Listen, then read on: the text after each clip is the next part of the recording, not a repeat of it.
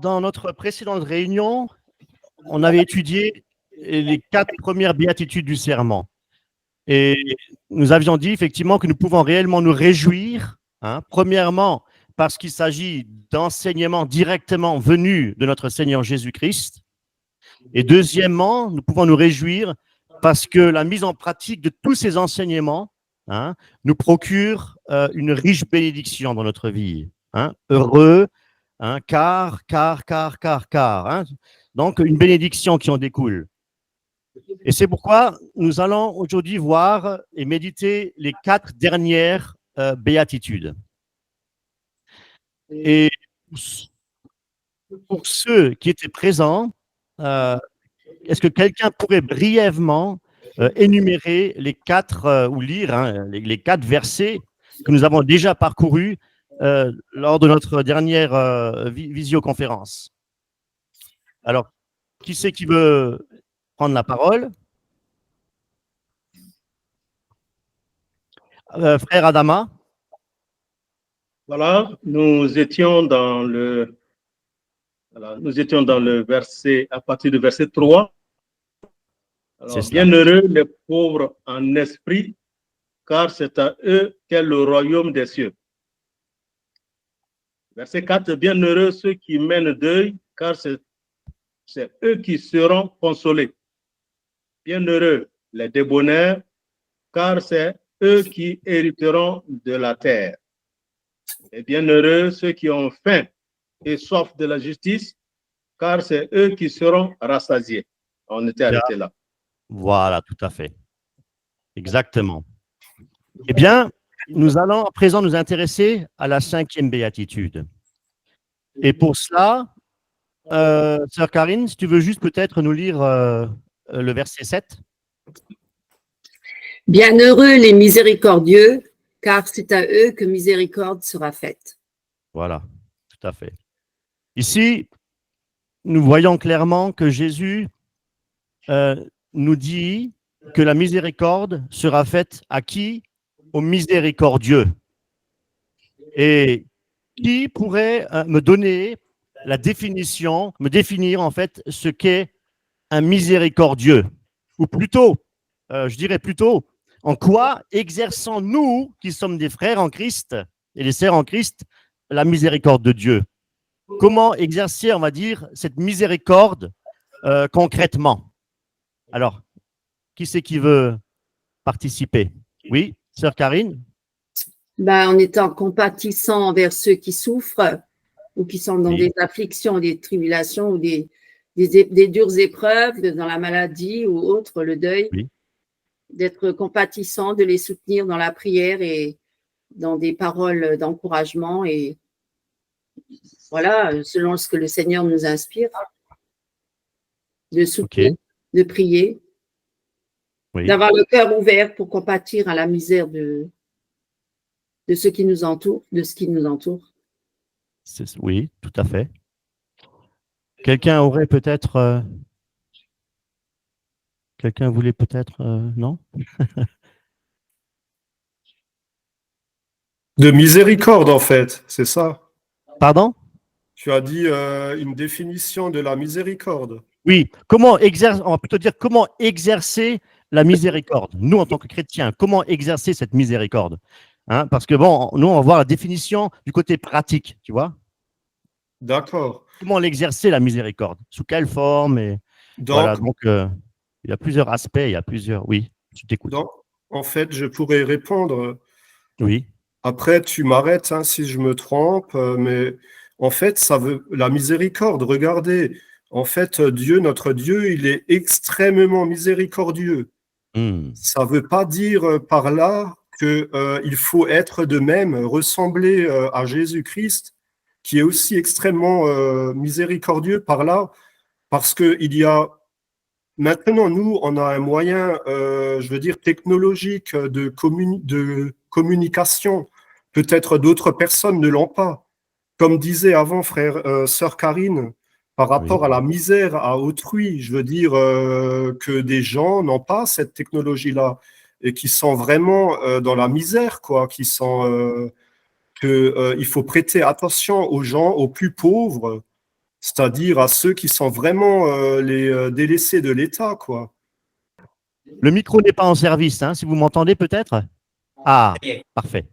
Oui. Alors, c'est que mon épouse est malentendante, donc c'est pour ça que je prends souvent la parole à sa place. Ok, Alors, très bien. pour moi, la miséricorde, effectivement, elle doit d'abord s'appliquer dans notre propre famille, pour ceux qui souffrent, pour ceux qui sont dans le besoin, au niveau du voisinage, etc. Et c'est vrai que, comme a dit Karine tout à l'heure, c'est que la miséricorde, bah, c'est avoir la compassion de ceux qui souffrent,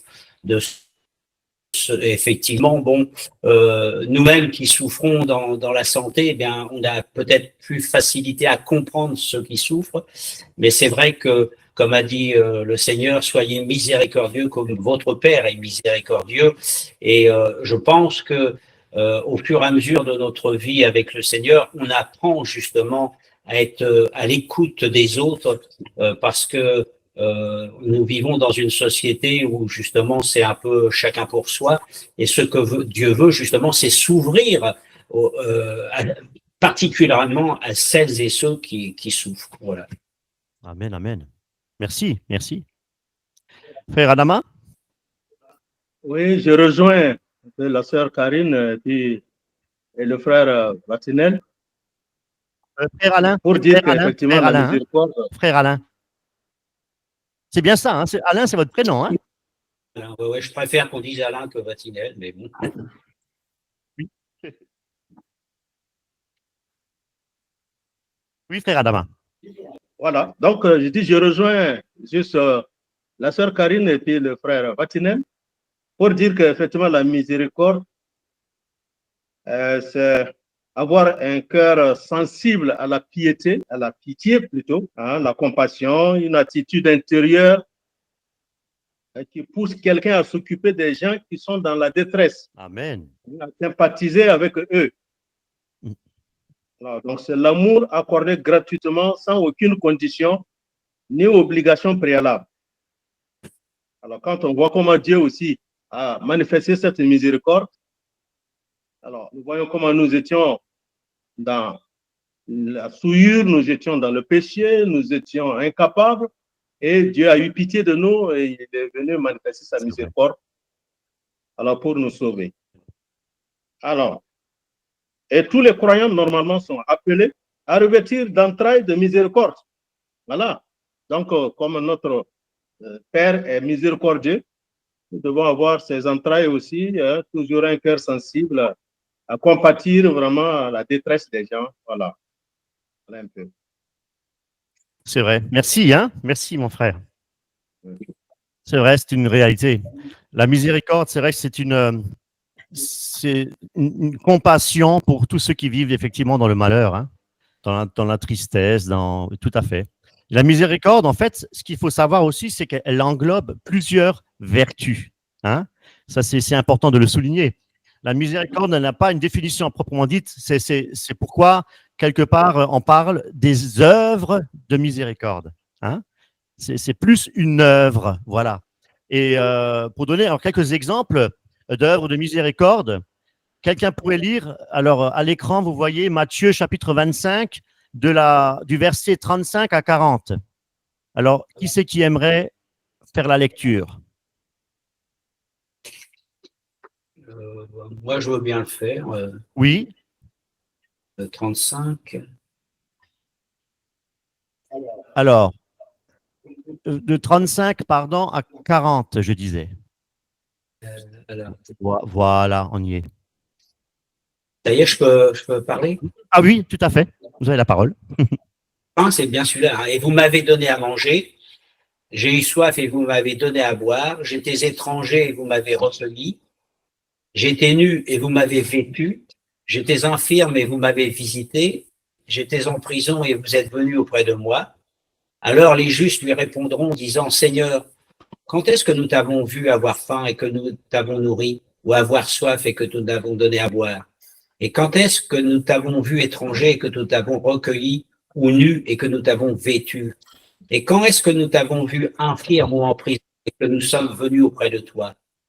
Et le roi répondant leur dira, en vérité, je vous le dis, en tant que vous l'avez fait à l'un des plus petits de ceux-ci, qui sont mes frères, vous me l'avez fait à moi. Amen. Amen, amen. Amen. Ici, nous voyons vraiment la miséricorde que nous, en tant que chrétiens nés d'en haut, que nous devons pratiquer, exercer. Hein. Et nous voyons clairement dans ces versets que les œuvres sont tout de même importantes aux yeux du Seigneur. Et lorsque le Seigneur nous parle, effectivement, nous devons ne pas avoir la sourde oreille, mais nous devons lui obéir et pratiquer les œuvres bonnes que Dieu a préparées d'avance. Hein. Et c'est vrai que l'apôtre Jacques lui-même nous l'a très très bien enseigné. Et là, nous allons dans Jacques. Alors Jacques, excusez-moi parce que ça prend... voilà. Jacques. Alors, on va aller dans Jacques au chapitre 2, les versets 14 à 22. Voilà. Qui c'est qui veut faire la lecture? Je veux bien. Je t'en prie. Ah, frère Adama, peut-être? Oui, tu peux. Vous pouvez lire? Frère Adama. Mon frère Adama, il voulait peut-être lire. Oui. Oui, oui. Ok, d'accord. Donc, le verset 14. Mes frères, quel profit y a-t-il si quelqu'un dit qu'il a la foi et qu'il n'est pas d'œuvre? La foi peut-elle le sauver?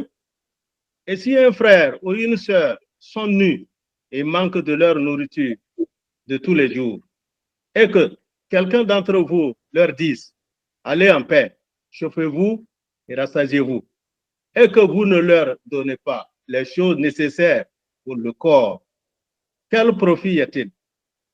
Verset 17. De même aussi la foi, si elle n'a pas d'œuvre, est morte par elle-même.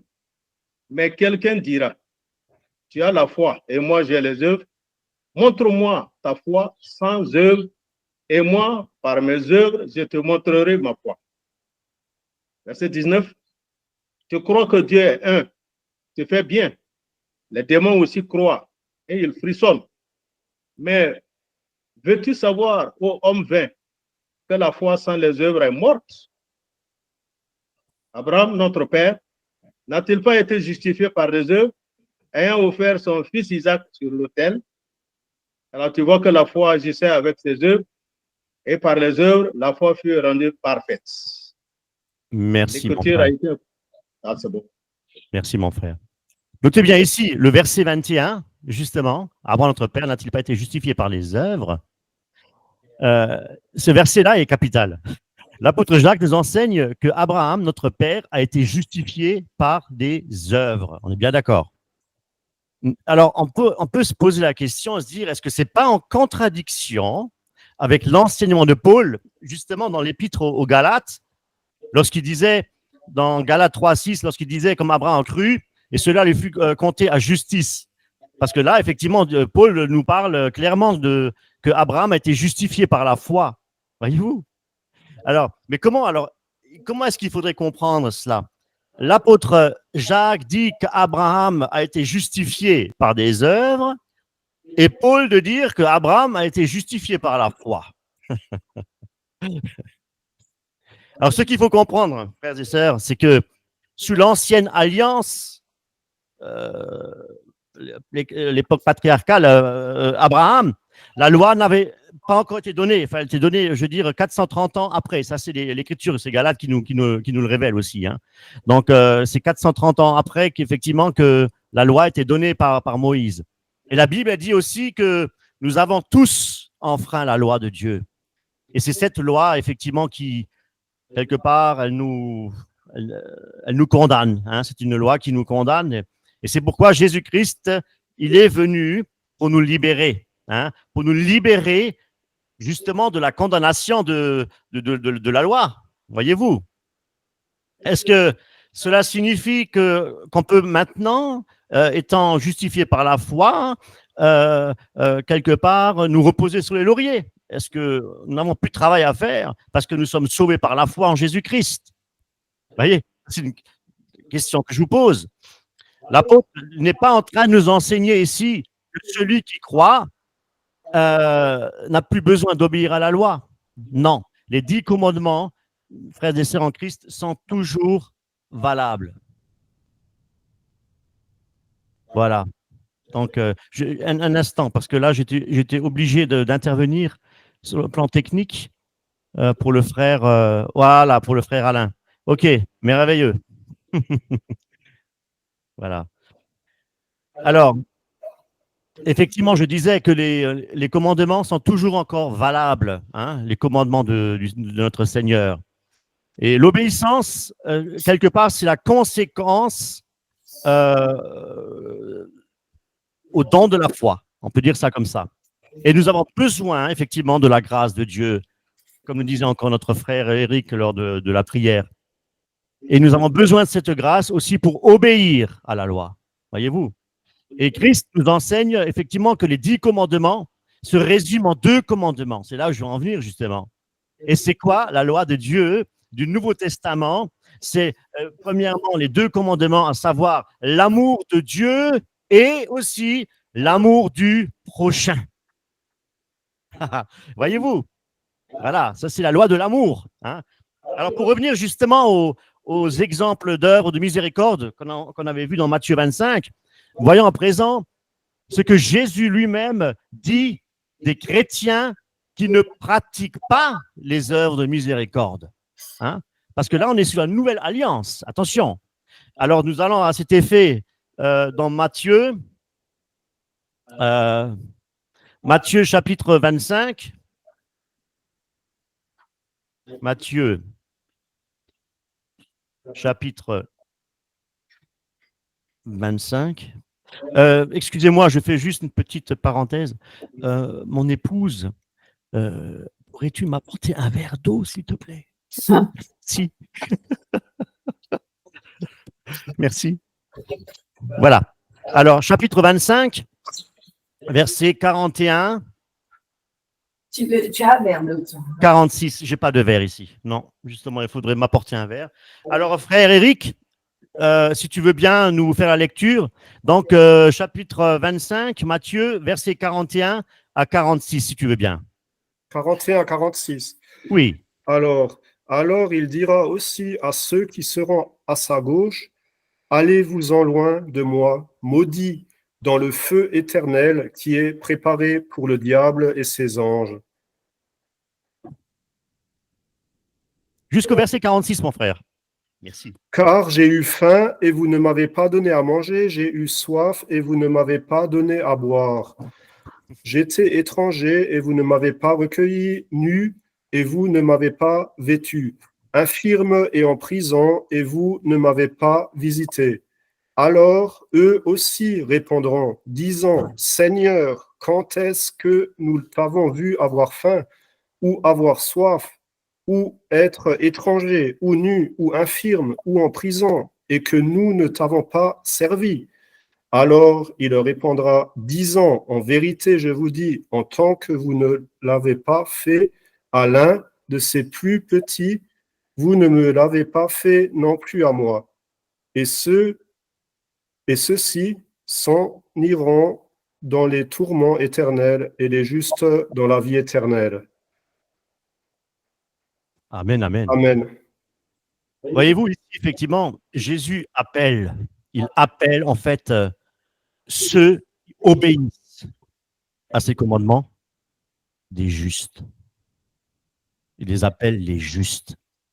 Donc, l'apôtre Jacques, il ne se trompe pas, justement, lorsqu'il dit Abraham, notre père, a été justifié par des œuvres. Est-ce que vous comprenez? Et l'apôtre Paul aussi ne s'est pas non plus trompé lorsqu'il dit que Abraham a été justifié par la foi.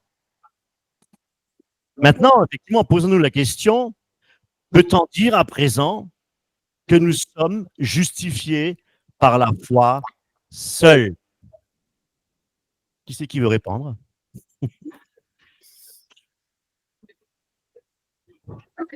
Non, Oui, frère Alain? Oh, Eric, c'est bon. Oui, pardon? Ah, euh, tu dis, oui, frère Eric, pardon. Tu disais?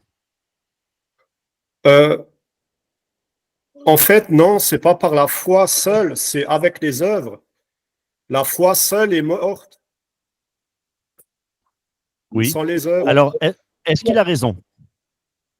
Oui, il a raison. C'est-à-dire que il faut faire les œuvres, mais celles qui sont préparées d'avance par le Seigneur, avec la foi qu'il nous a donnée, effectivement. Amen. Amen. Amen. à Amen, fait. exactement. Frère Adama? Effectivement, c'est ça. C'est des œuvres qui sont préparées à l'avance que nous nous trouvons par la foi en train d'accomplir ces œuvres-là. Tout à fait. Amen, amen. Ce ne sont pas les œuvres que nous choisissons. Voilà, exactement, tout à fait. Bien, ce qu'il faut comprendre, effectivement, c'est que la foi seule, sans les œuvres, ne justifie pas. Ça, c'est clair. La foi avec les œuvres justifie. Les œuvres aussi, sans la foi, ne justifient pas non plus. Ce que Dieu cherche, en fait, c'est quoi? C'est une foi agissante. Parce que croire seulement ne suffit pas. Et pourquoi? Parce que même les démons croient et ils tremblent. On est bien d'accord? C'est scripturaire ce que je vous annonce là. Oui, frère Adama. Tu as levé la main, frère Adama? Non. Ah, j'ai cru que tu levais la main. D'accord. Ok. Formidable. Voilà, on va continuer. Ouais, mais Oui, je voulais préciser par rapport à la foi et les œuvres. Mais oui. c'est selon le vouloir et le faire que Dieu crée en nous, c'est dans l'obéissance. Donc, ce n'est pas nous-mêmes qui faisons les œuvres par nos propres forces et par des efforts particuliers. C'est vraiment Dieu qui crée en nous le vouloir et le faire pour accomplir les œuvres qu'il a préparées d'avance. Donc, tout à fait. Son esprit. C'est pas par nos forces, c'est pas par nous-mêmes, c'est pas par la chair, c'est par l'esprit, selon la volonté de Dieu. Donc c'est toujours en communion étroite avec Dieu et dans sa volonté et dans l'obéissance. Je pense qu'il faut être en communion étroite avec lui. Et comme le soulignait frère Alain, tout à fait, les œuvres que Dieu a préparées d'avance. Et c'est tout à fait cela. Parce que si on peut mettre une comparaison, c'est très bien, merci, c'est bien d'apporter ça. Parce qu'on peut mettre en comparaison les œuvres, par exemple, on peut parler de Coluche, hein, on peut parler de, voilà, vous voyez, des œuvres pour en être vues, des œuvres pour avoir une certaine notoriété. Tout à fait. Donc, il faut bien préciser les œuvres que Dieu a préparées d'avance, c'est celles que nous devons pratiquer. Et pour pouvoir les pratiquer, nous devons être en communion avec le Seigneur et nous devons être nés d'en haut. Voilà. C'est une vérité.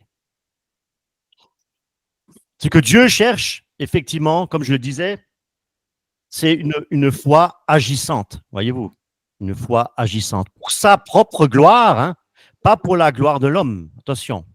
Et c'est là, effectivement, ce que tu voulais nous faire comprendre, hein, c'est ça?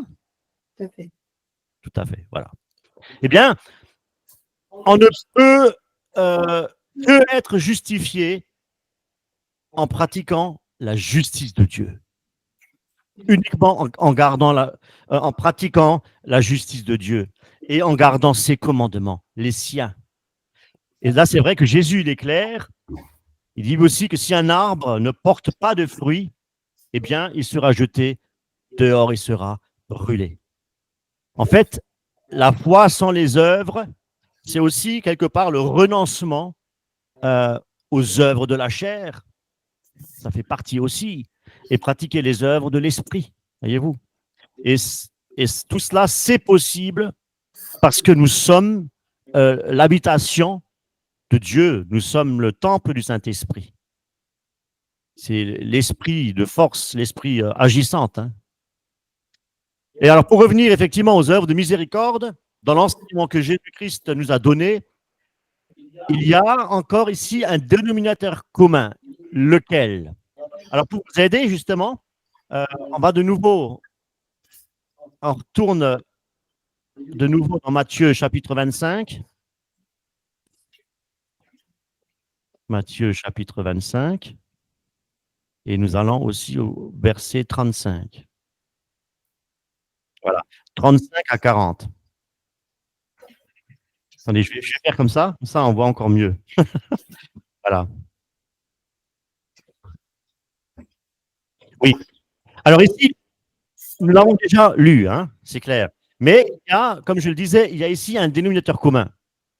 Il y a quelque chose qui est identique, on va dire, quelque part, dans ces 5 versets-là. Est-ce que quelqu'un a une idée peut-être?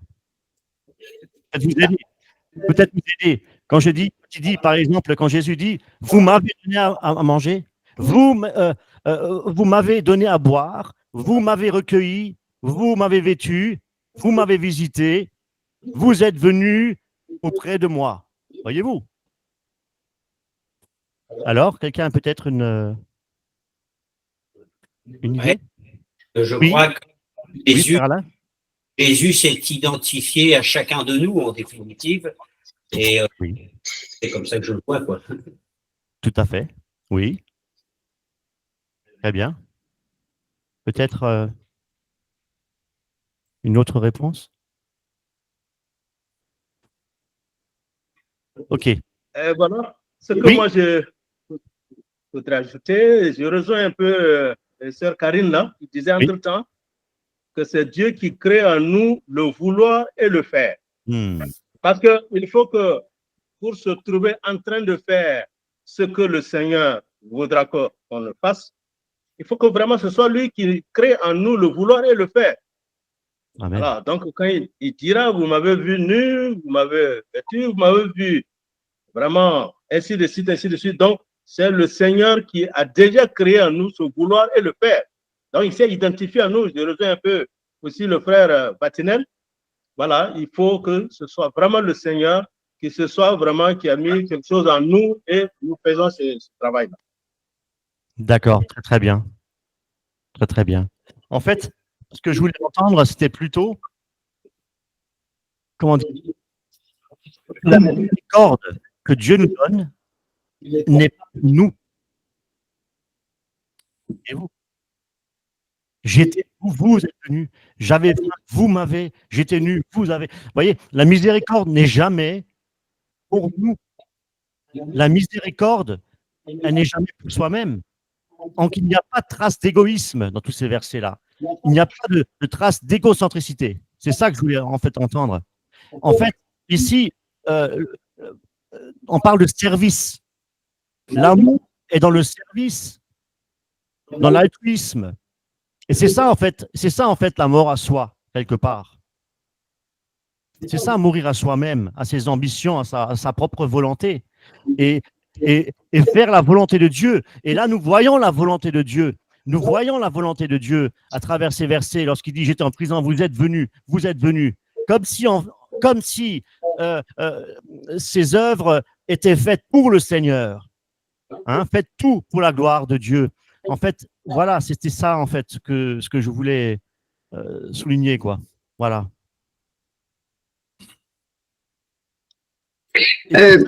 Pardon? Je peux préciser? Oui. Peut-être aussi, ce que Dieu veut nous dire par là, c'est que si on l'a fait à l'un de ses petits, c'est à lui qu'on l'a fait. Amen. En fait, c'est vraiment servir le Seigneur en toutes choses. Oui, c'est ça. C'est vraiment glorifier le Seigneur en toutes choses. C'est même pas que pour notre prochain, c'est pas même pas par rapport à ça, mais c'est surtout pour glorifier le Seigneur avant tout. Et c'est par obéissance vraiment à son esprit qui nous pousse vers justement notre prochain qui est dans la détresse, ou comme il a dit, si j'avais faim et vous m'avez nourri, alors que bon, on se dit mais non, pourquoi c'était pas toi, Seigneur, c'était mon frère et ma sœur. Mais oui, mais si on donne à l'un des plus petits d'entre les frères, c'est à moi que vous l'avez donné. Donc c'est toujours finalement, c'est toujours pour servir le Seigneur et c'est pour glorifier le Seigneur en toutes choses. Avant tout. Avant tout. Merci frère Ghislain aussi pour l'amen que tu viens de nous envoyer. Merci. Oui, tout à fait. C'est exactement cela. Faites tout pour la gloire de Dieu. C'est vrai, c'est vrai. Et c'est cela que Christ nous enseigne ici, c'est d'aimer son prochain. Vous voyez, lorsqu'il dit aussi dans Matthieu 25, 40, et le roi leur répondit, en vérité, je vous le dis, en tant que vous l'avez fait à l'un des plus petits, comme tu viens de dire, ce sont à mes frères que vous l'avez fait, pas à moi. Hein? Que vous avez fait à moi, pardon. Oui, pardon. En fait, c'est la loi de l'amour. Hein? C'est la loi de l'amour. Et les œuvres bonnes, ce sont des œuvres de miséricorde faites dans l'amour du Christ, pour le Christ, et tout cela par la puissance de l'Esprit. Voilà. Hein? Et voyez-vous, nous avons ici effectivement ces deux commandements, l'amour de Dieu et, comme je disais tout à l'heure, l'amour du prochain. Et c'est pourquoi Paul dit ici que sans amour, nous ne sommes rien. Rien. Et sans amour, la porte du royaume de Dieu sera fermée. Parce que l'arbre, il n'y aura pas de fruits. Voyez-vous. Il y a un passage biblique qui le prouve d'ailleurs même. On va dans Matthieu 7. Matthieu 7, verset 20. Matthieu 7, on va aller dans Matthieu 7, verset 20. Matthieu 7. Voilà. Matthieu 7, verset 20 jusqu'au 21. Jusqu'à 21. Qui c'est qui peut faire la lecture? Ah, Frédéric, tu n'es plus connecté. Ah, tu es connecté. Merveilleux. Alors, justement, comme tu es là, peux-tu nous faire la lecture, s'il te plaît? Du 17 au 21, tu dis. Matthieu, chapitre... oui, du 17. Okay. Ouais, c'est ça. Ainsi, tout bon arbre produit du bon fruit, mais l'arbre mauvais produit du mauvais fruit. Un bon arbre ne peut pas produire du mauvais fruit, ni un arbre mauvais produire du bon fruit. Tout arbre qui ne produit pas de bons fruits est coupé et jeté au feu. Ainsi, vous les reconnaîtrez à leurs fruits. Ce ne sont pas tous ceux qui me disent « Seigneur, Seigneur » qui entreront dans le royaume des cieux, mais celui qui fait la volonté de mon Père qui est dans les cieux. Plusieurs me diront en ce jour-là « Seigneur, Seigneur, n'avons-nous pas prophétisé en ton nom? Et n'avons-nous pas chassé des démons en ton nom? Et n'avons-nous pas fait beaucoup de miracles en ton nom? Et alors je leur déclarerai, je ne vous ai jamais connu. Retirez-vous de moi, vous qui pratiquez l'iniquité. Oh, j'ai lu un peu plus loin. Hein. C'est pas grave, très très bien. Très bien, je ne t'ai pas interrompu. Donc, allez le faire. OK, à retenir ici, hein, c'est le verset 21. Hein, ceux qui me disent Seigneur, Seigneur, n'entreront pas tous dans le royaume des cieux, mais celui-là seul qui fait la volonté de mon Père qui est dans les cieux. Voyez-vous l'importance des œuvres bonnes que Dieu a préparées d'avance? Voilà. C'était important de le préciser. Continuons maintenant avec la 6e béatitude. 6e béatitude. Alors, frère Ghislain nous écrit « Foi, œuvre, amour, s'il manque un inconnu dans cette équation… » Ça a été coupé, dommage. Ça a été coupé. OK. Continuons avec… ouais.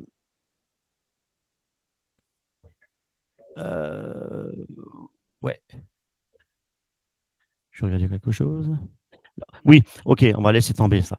Sinon, ça va être trop long. On va passer à la 6e béatitude. Je vais reprendre… ouais.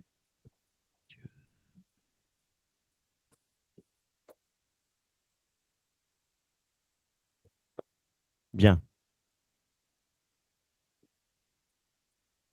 OK. Alors, qui c'est qui veut faire la lecture? Voilà. Au verset 8 Oui. jusqu'au verset. Jusqu'au verset 8. Ah, bienheureux ceux qui sont purs de cœur, car c'est eux qui verront Dieu. Amen. Amen, amen. Quelqu'un pourrait me dire ce que signifie être pur de cœur?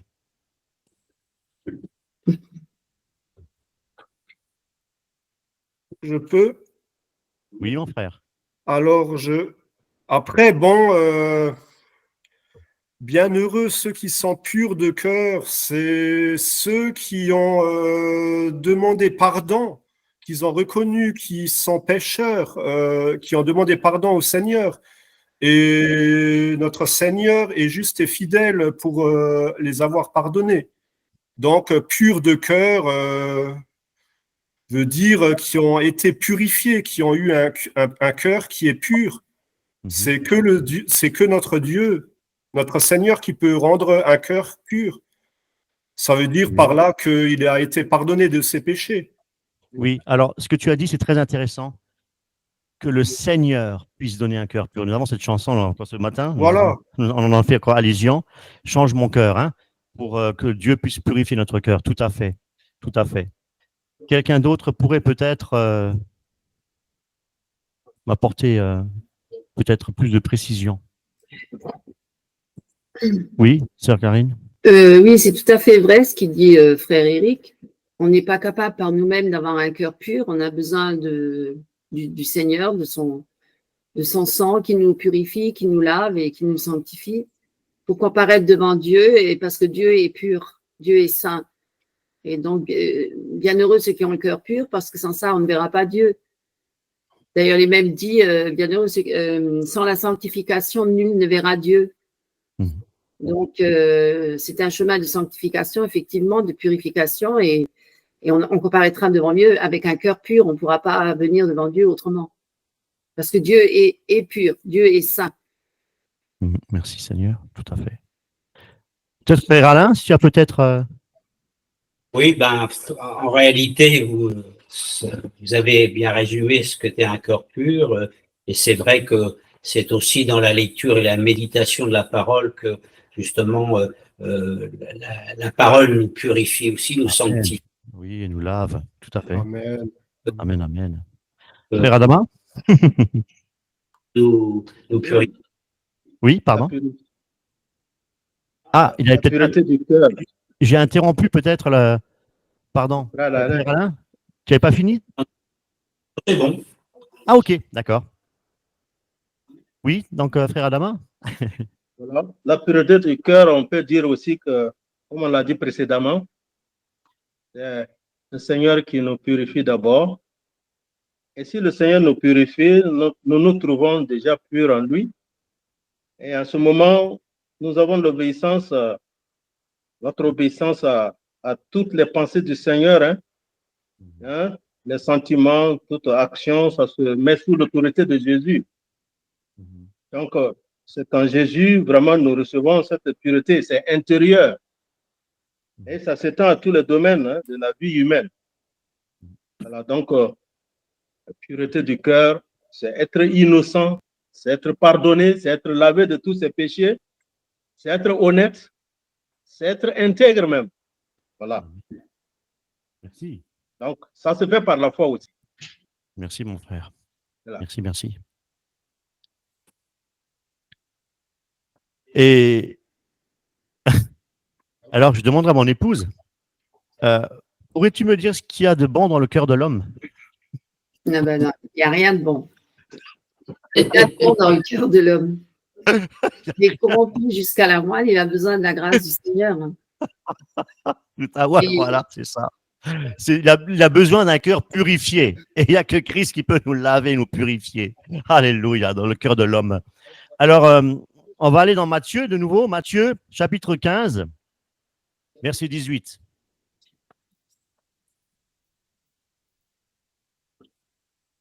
Chapitre 15, verset 18. Donc, du 18, ouais. 18 à 19. Verset 18 à 19. Qui c'est qui aimerait faire la lecture? Oui. Oui, frère Alain? Mais ce qui sort de la bouche vient du cœur, et c'est ce qui souille l'homme. Car c'est du cœur que viennent les mauvaises pensées, les meurtres, les adultères, les débauches, les vols, les faux témoignages, les calomnies.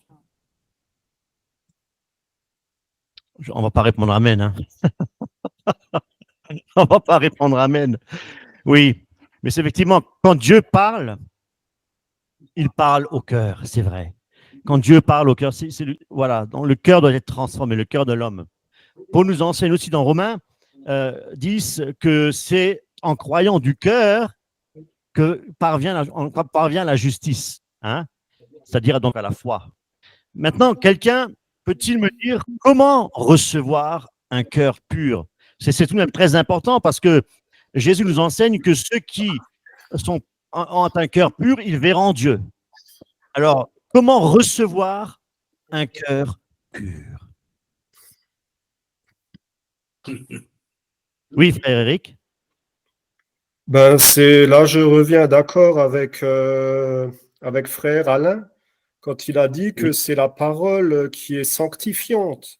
Donc, par là, il faudrait assidûment, je dirais même assidûment, quoi, venir avec fidélité à la parole de Dieu.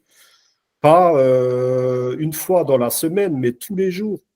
C'est prier et prier le Seigneur, prier à notre Père au nom de Jésus pour qu'on ait vraiment un cœur pur. Parce que je reviens d'accord avec sœur Karine, que notre Dieu, il est extrêmement saint. Il a en horreur le péché. Donc, en sachant qu'il y a des gens qui s'approchent à notre Père avec un cœur qui est souillé, peut-être, pas su, c'est sûr, quoi, que notre Dieu, il va pas aimer, quoi. Je veux dire que si la personne, elle a vraiment un cœur qui est avec de mauvaises intentions, ce n'est pas bon. Mais en revenant c'est la parole sanctifiante, c'est la sainte doctrine, la sainte doctrine, qui est la Tu veux dire, parole. en fait, c'est développer au quotidien, en fait, une relation Tout à fait, durable avec notre Seigneur, hein, par la puissance du Saint-Esprit. tout à fait. Frère Adama? Oui, je rejoins un peu frère Eric. Hein. La purification, moi je peux ajouter que ça se reçoit aussi par la foi. Voilà, voilà, par la foi. Oui. Donc, la foi en qui? En Jésus, en tout ce qu'il a fait pour nous. Et puis bon, en se reposant tout le temps sur sa parole, hein, l'aimer, méditer tout le temps. Voilà, sanctifie-les par ta parole est la vérité. Voilà, donc nous recevons la purification par la foi en Jésus-Christ et à Amen. son œuvre. Alléluia. Je crois qu'effectivement, Oui. Oui, alors frère Alain? pour être pur de cœur, comme disait aussi Eric, c'est un travail de tous les jours parce que Jésus a bien dit que si l'esprit est bien disposé, la chair est faible, et on se rend bien compte que malheureusement on peut vite chuter. Alors chuter, c'est pas grave dans la mesure où on se repent sincèrement et on continue notre marche, mais la purification, c'est une purification journalière, quotidienne, à travers la lecture et la méditation de la parole, et se laisser faire par l'esprit, parce que c'est ça qui nous amène à être vraiment à l'image et à la ressemblance de Jésus-Christ. Et c'est vrai que c'est un travail de tous les jours, comme on dit que nous sommes sauvés par grâce, mais Jésus dit bien qu'il faut travailler à notre salut parce que nous sommes et donc c'est un travail de quotidien, et je rejoins Eric ce qui disait que c'est vrai que c'est la parole qui nous sanctifie, qui nous purifie. Amen. Et on par le sang précieux de Jésus, et c'est extraordinaire de voir ce que Dieu peut faire dans notre vie, parce que Dieu sait que il y a du travail, hein, il y a du boulot. Enfin, moi je parle pour moi, mais je peux vous dire que le Seigneur en a déjà fait, mais je crois qu'il y en a encore beaucoup à faire. Oui, tout à fait. Oui, sœur Karine? Oui, je rejoins tous mes frères dans tout ce qu'ils disent, et effectivement. Ce que je voulais dire aussi, c'est que oui, c'est un travail, c'est un processus, on va dire, qui sera tout au long de notre vie, jusqu'à rejoindre le Seigneur, certainement, mais je veux dire que Dieu permet que nous passions par des épreuves aussi, des fois, les circonstances, qu'il permet pour justement toute chose concourt au bien de ceux qui aiment Dieu. Je veux dire que parfois, il permet certaines situations dans nos vies pour justement montrer l'état de notre cœur, les réactions que nous avons face à ces circonstances ou ces épreuves, et de réaliser que nous sommes perdus, que nous avons vraiment besoin du Seigneur pour être délivrés. Pour être délivrés et pour avoir un cœur nouveau, un changer de cœur et reconnaître qu'on a vraiment, qu'on réalise qu'on est des pécheurs et qu'on a vraiment besoin de Christ. Et voilà, c'est un processus de toute une vie et par les épreuves, par les circonstances, par les relations les uns avec les autres, avec les frères et sœurs, de réaliser que nous sommes incapables d'aimer vraiment.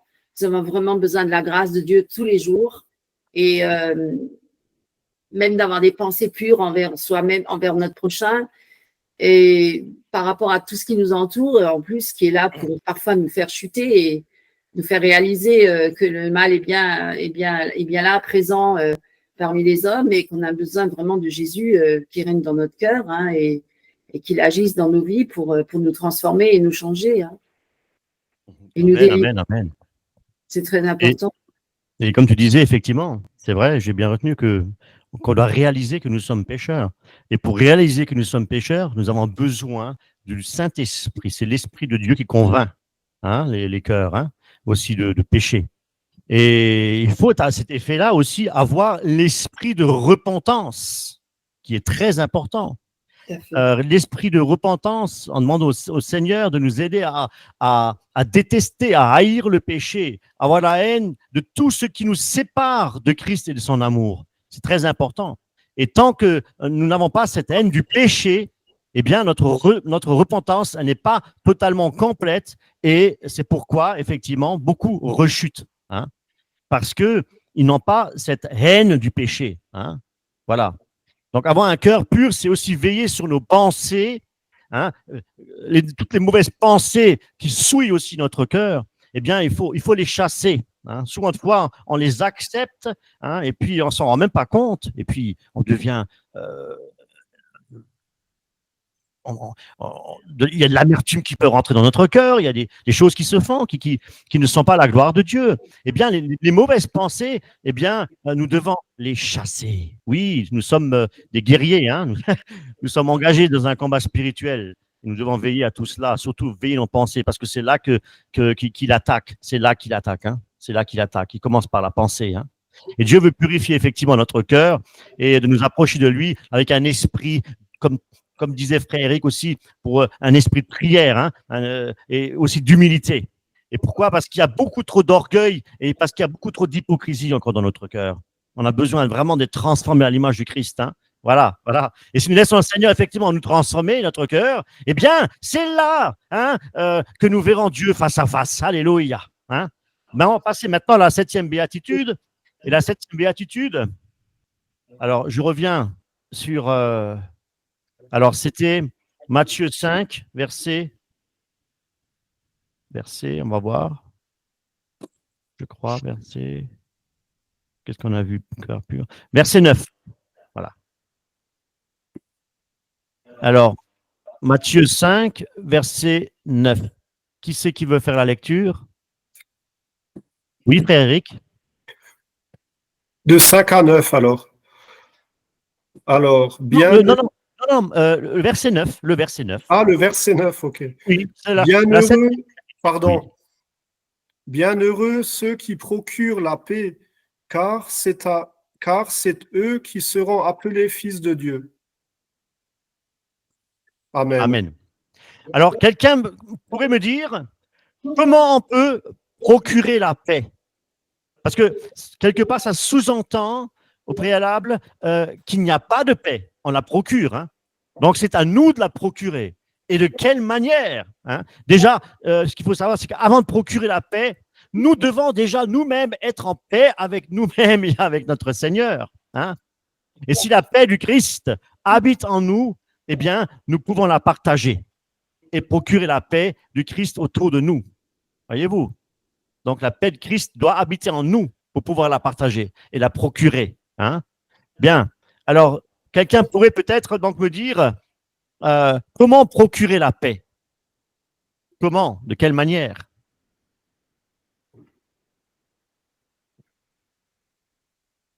Oui, sœur Karine? On a déjà pratiquement tout dit. Hein. Alors, effectivement, ouais.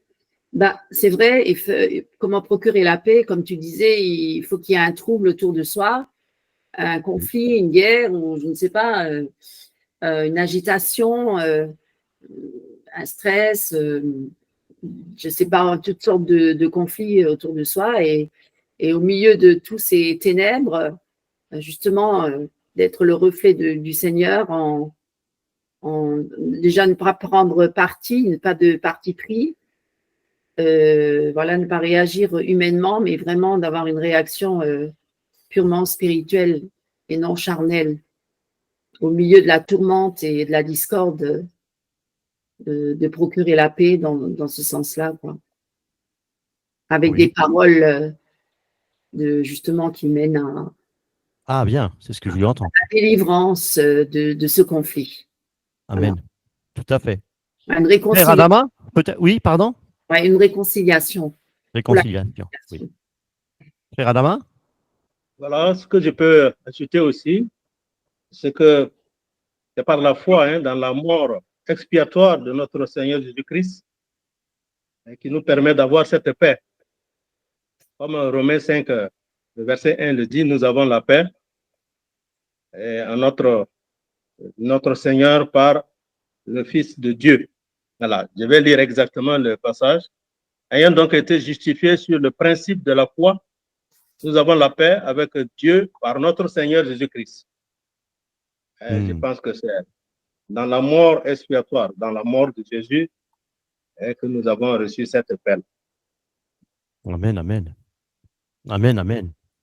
Je crois qu'il y a Ghislain Sens qui a Oui, dit justement, mais je l'ai perdu. Ah ouais. Je l'ai perdu parce T'as que perdu. il voulait Oui, il est j'arrive pas à voir. Il a écrit un message, mais Ouais. j'ai pas eu le temps de lire en fait. il disait que c'était Oui. d'apporter la paix dans une période de guerre ou Oui. je sais pas, bon, je n'ai pas bien lu le texte, il est parti tellement vite. Oui, tout à fait. Si vous pouvez le hein. remettre. Ah, c'est bien. Ça y est, j'ai trouvé. Oui. Oui, j'ai trouvé. Il disait, en ne voulant pas la guerre autour de soi et en prônant sans cesse la vie. Alléluia. Amen. Merci, mon frère. Oui, tout à fait. Maintenant, on peut aussi voir l'aspect, on va dire, dans l'assemblée chrétienne, au sein des frères et sœurs en Christ. Voyez-vous? Parce que la division, on n'a pas besoin d'aller loin, la division peut également affecter l'Église, quelque part, entre les membres, les frères et les sœurs en Christ. Voilà. Donc, comment procurer la paix au sein de l'assemblée même?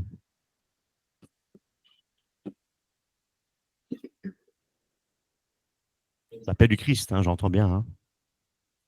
Oui, frère Alain? Oui, alors, j'aimerais bien parce qu'effectivement, au sein des assemblées, on voit bien qu'il y a souvent des divisions parce que Oui. alors que Jésus-Christ, il a donné quand même quelque chose d'important et qu'on ne fait pas attention et que je ne faisais pas non plus attention avant. Parce que quand on n'est pas d'accord, souvent, on peut hausser la voix ou alors se diviser. Alors que dans Philippiens 3,15, il est dit, nous tous donc qui sommes des hommes faits, ayons cette même pensée. Et si vous êtes en quelque point d'un autre avis, Dieu vous éclairera aussi là-dessus. Et c'est là peut-être où viennent souvent les divisions, c'est qu'on n'est pas du même avis et comment dirais-je, on peut hausser la voix ou même se détourner de frères ou de sœurs qui ne sont pas du même avis que nous. Et c'est un peu dommage. Bon, moi, je commence à me rendre compte depuis quelque temps et c'est vrai qu'on devrait faire plus attention à la lecture et à la méditation de la parole de Dieu, parce que ça, c'est fort quand il dit et si vous êtes en quelque point d'un autre avis, Dieu vous éclairera dessus. Et c'est un peu comme ça aussi qu'on amène la paix, parce que oui, je suis pas d'accord avec toi, mon frère, je suis pas d'accord, mais je vais demander au Seigneur. Voilà. Tout à fait. Tout à fait. Merci pour très très bien, très très bien. Oui, effectivement, procurer la paix On peut aussi encourager notre frère, notre sœur, les exhorter, les consoler aussi. Hein. Voilà. Non, c'est très, très bien. Merci. Voilà, donc il ne reste plus beaucoup de temps. Je voulais On va juste ajouter quelque chose. Oui, oui, pardon. Ouais. Oui. Juste pour dire, oui, tu parles de paix, mais pas apporter la division. Mais il y a une autre parole dans la Bible, dans Oui, je Matthieu, suis venu pour l'épée, oui. verset 10, chapitre 10, verset 33, 34. Ne pensez pas que je sois venu mettre la paix sur la terre.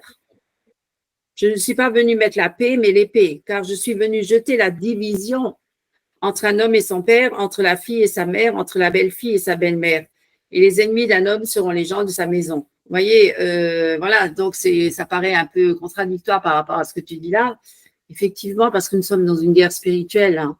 Et bien sûr que Jésus est venu, même lui-même a été persécuté par les pharisiens. Et partout où il allait, ben, ça a amené parfois beaucoup d'agitation et même de violence, jusqu'à même le mettre sur la croix. Donc, on peut dire que c'était pas toujours la paix, hein, là où Jésus passait. Tout à fait. Et c'est vrai que l'aspect-là, c'est très, très bien, merci. Mais l'aspect-là, il faut le comprendre comme Paul dit à Timothée. Or, tous ceux qui veulent vivre pieusement seront persécutés. Voilà, donc on n'est pas forcément, c'est pas chrétien contre chrétien, ça peut aussi être païen chrétien. Voilà, donc quelque part, on met la division, oui, tout à fait, parce qu'il y a cette incompréhension, justement. Hein, oui, frère Alain? Ce passage que vient de dire Karine, je suis tout à fait d'accord, c'est dans la mesure, effectivement, que dans la famille, les gens refusent Christ. Et c'est là que vient ce manque de paix, quoi. Hein, c'est normal. Mais effectivement, par contre, dans ce passage-là, c'est mon épouse qui me l'avait fait remarquer une fois, c'est que, voyez-vous, il peut y avoir la division entre le père, la mère, la fille, etc., mais pas entre les époux. Tout à fait. Et là, on rejoint ce que je dis effectivement de Timothée lorsqu'il dit effectivement, au chapitre 3, ceux qui veulent vivre pieusement seront persécutés. C'est exactement cela, tout à fait. Ça rejoint ce verset-là. Voilà. Voilà, donc on va passer donc à la dernière béatitude. Versets 10 et 11. Voilà, versets 10 et 11. OK. Bien. Alors, qui c'est qui veut faire la lecture? Oui, frère Eric? Bienheureux ceux qui sont persécutés à cause de la justice, car c'est à eux qu'est le royaume des cieux. Vous êtes bienheureux quand on vous injurera et quand vous persécutera et quand dira en mentant toute espèce de mal contre vous à cause de moi. Amen. Amen. Et c'est exactement ce qu'on vient de dire de Timothée. 2 Timothée chapitre 3, verset 12. Tiens, tu peux juste, frère Eric, Oui. continuer la lecture. Donc, Okay. on est dans 2 Timothée 3, 12. Hein. Ok, je continue. Et tous ceux aussi qui veulent vivre pieusement dans le Christ Jésus seront persécutés. Bien. Amen. Eh bien, amen. Oui, on peut dire amen. Quand on veut vivre pieusement, hein, on est persécuté. Bien. Alors, qu'est-ce que signifie vivre pieusement? Ou plutôt, je veux dire, qu'est-ce que ça implique? Oui, effectivement, de vivre pieusement.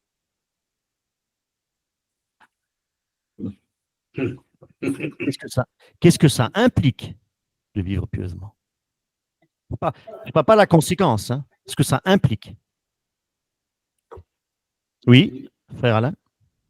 D'être à la ressemblance de Christ, effectivement, comme tu le disais tout à l'heure, à partir du moment où Christ disait la vérité et allait à l'encontre justement de ce qu'il disait dans le monde et dans le monde religieux, il est évident que là, vivre pieusement, c'est vivre comme Christ.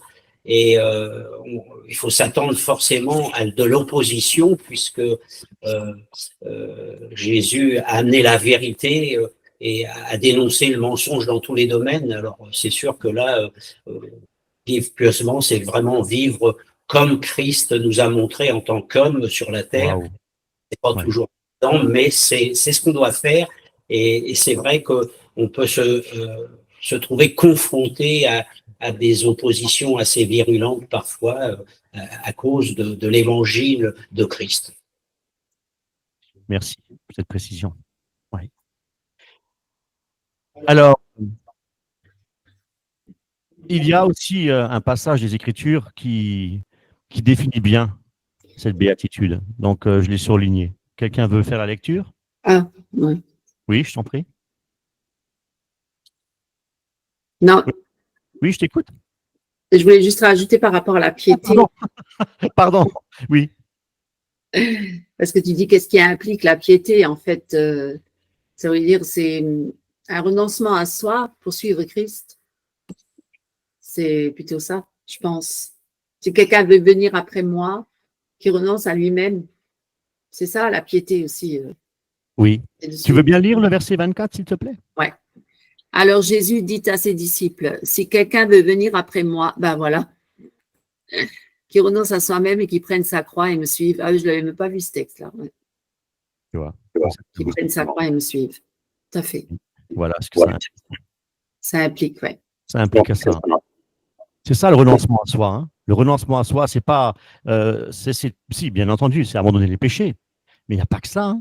Le renoncement à soi, ça implique quoi? De se charger de sa croix et de suivre le Seigneur. De le suivre. Et suivre Christ, c'est quoi? C'est prendre le chemin de la croix. C'est ça, en fait. Et c'est le chemin étroit dans Christ. Par le chemin étroit, c'est quoi? C'est souffrir pour la justice. Souffrir pour Christ. Ouais. Parce que Jésus, lui, il est notre justice. En fait, c'est cela, obéir à Jésus-Christ. Et nombreux sont ceux qui ont obéi à Christ depuis tous les siècles, hein, depuis l'ère apostolique jusqu'à de nos jours, hein, qui ont obéi et qui ont obéi jusqu'au martyr. Jusqu'au martyr. Parce qu'il est dit également de nous réjouir, de tressaillir même d'allégresse, hein, lorsque nous sommes persécutés. C'est incroyable quand même. Oui. On peut lire aussi dans 1 Pierre, chapitre 3 à 14, mais si même vous souffrez pour la justice, vous êtes bien heureux. Donc, c'est pas évident, hein. On le dit comme ça, mais c'est vrai que quand on est en plein dedans, c'est pas forcément facile à vivre, mais c'est vrai qu'on doit se réjouir. Est-ce qu'on peut relire le... Oui, tout à fait. Oui. Est-ce qu'on peut relire le verset 11 et 12?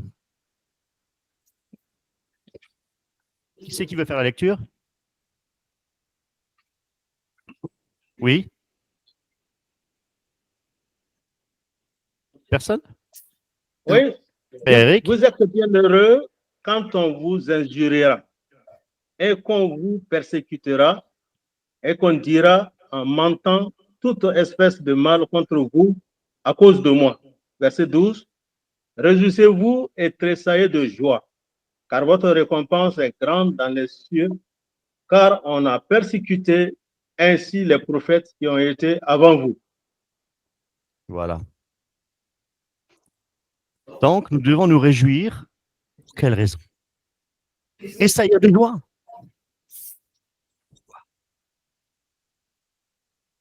Oui, Eric?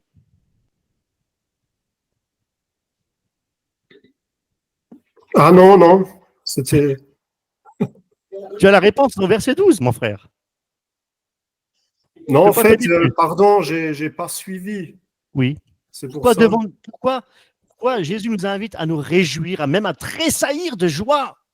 Pour quelle raison? Sachant que nous devons passer par de dures épreuves, par le feu, par l'épreuve. Voilà, donc nous sommes éprouvés. Voilà. Pourquoi devons-nous, en tant que chrétiens, j'appuie un peu là, voilà, tressaillir de joie et nous réjouir en Christ? Pour quelle raison? Réponse au verset 12. Oui, frère Alain? Ah oui, en réalité, on devrait effectivement se réjouir quand on est persécuté, parce qu'on est vraiment dans les plans de Dieu. Mais il faut avouer Oui. que la chair, on n'aime pas beaucoup ça.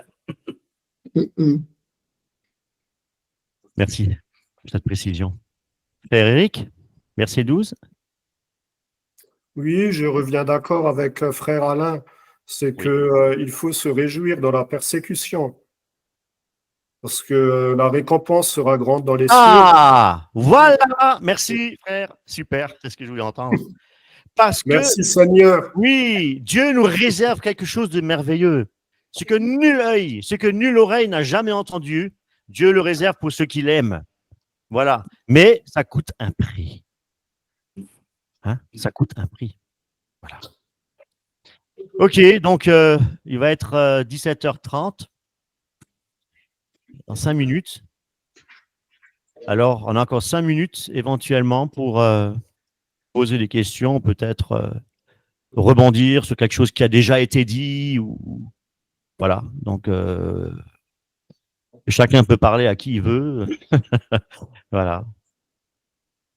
Et après ça, on va terminer par la prière. Donc, s'il n'y a rien à dire, on va terminer par la prière. Et puis, on se reverra certainement le mois prochain pour un autre thème. Oui.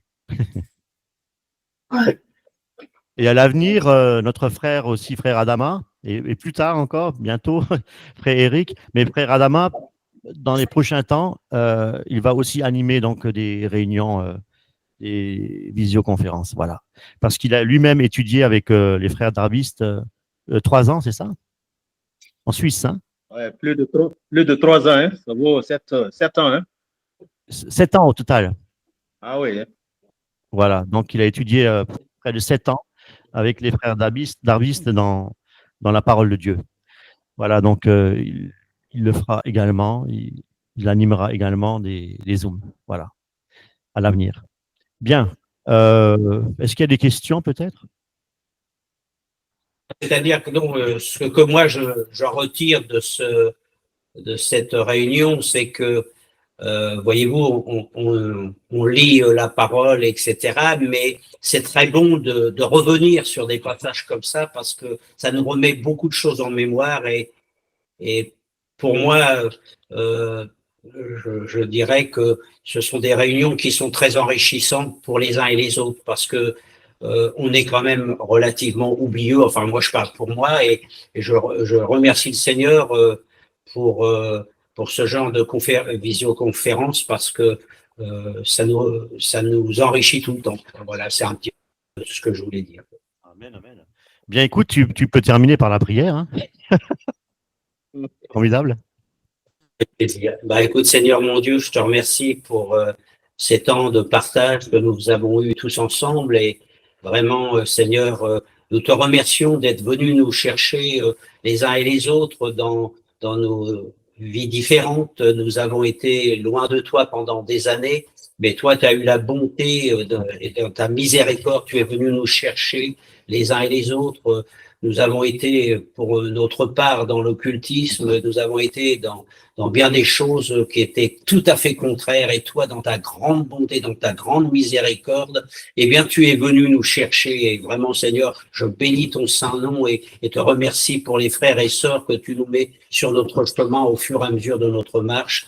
Et effectivement, nous attendons dans la persévérance avoir cette récompense que tu nous as promis et nous voulons vraiment te remercier, Père de gloire, pour être venu nous chercher les uns et les autres. Amen. Amen. Amen. Amen. Voilà, donc merci. Et donc, je vous dis à tous à très bientôt et que le Seigneur vous remplisse de son amour, de sa miséricorde et du Saint-Esprit hein, pour pouvoir effectivement marcher sur le chemin étroit, dans le chemin étroit et de lui rester fidèle jusqu'au bout. Voilà, donc c'est vraiment ce que j'ai à cœur de vous dire. Voilà, donc écoutez, je vais mettre fin déjà à l'enregistrement et à la vidéo et on se dit donc à bientôt. Hein. Voilà, merci à vous. Au Au revoir. revoir. Au revoir. Au revoir. Au revoir. Amen. Au revoir. Amen. Gloire à Dieu. Amen. Amen. Au Gloire à revoir, Dieu. frère Ghislain. Au revoir. Oui.